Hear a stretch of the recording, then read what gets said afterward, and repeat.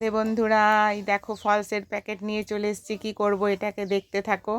আর মুখের দিকটা কোণ করে একটু কেটে নিলাম, খুব অল্প কাটলাম, কারণ অল্প কাটলে এটা আমার কাজটা হয়ে যাবে। আর পুরো প্লাস্টিকটাকে রাখবো না, মাঝপথ দিয়ে অর্ধেকটা আমি গোল করে কেটে নেবো, কারণ এটা হচ্ছে বড়ি দিচ্ছি। বড়ি এর আগেও দেখিয়েছি, কিন্তু এই প্রসেসের কিভাবে দিলে হাতেও লাগবে না, কিন্তু খুব সুন্দর হয়। আর খুব অল্প পরিমাণ বিউলির ডাল ভিজিয়েছিলাম, কারণ অল্পই দরকার। এগুলো হচ্ছে ফুলবড়ি, পোস্ত দেওয়া আছে, জিরে দেওয়া আছে, বিয়ের জন্য লাগবে।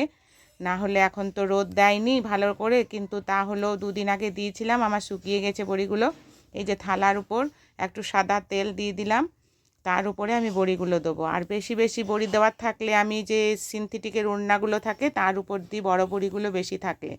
আর এগুলো ছোট ছোট ফুল বড়ি হবে, তাই আমি থালার মধ্যে এগুলো দিয়ে নিলাম। দেখো এই প্লাস্টিকের মধ্যে কি সুন্দরভাবে বড়িগুলো দেওয়া হয়, তাড়াতাড়ির মধ্যেই হয়ে যায়। আর বড় বড়ি দেওয়ার থাকলে মুখের সাইজটা একটু প্লাস্টিকের মধ্যে বেশি করে কাটতে হবে, তাহলে বড় বড়িটাও হয়ে যাবে এইভাবে। তো বন্ধুরা, এই পদ্ধতিতে কারা কারা বড়ি দাও, যদি না দাও তোমরা বড়ি দিলে এই পদ্ধতিটা একবার অ্যাপ্লাই করে দেখতে পারো। ভালো লাগলে লাইক কমেন্ট শেয়ার করবে। টাটা, শুভ সকাল, সবাই ভালো থেকো।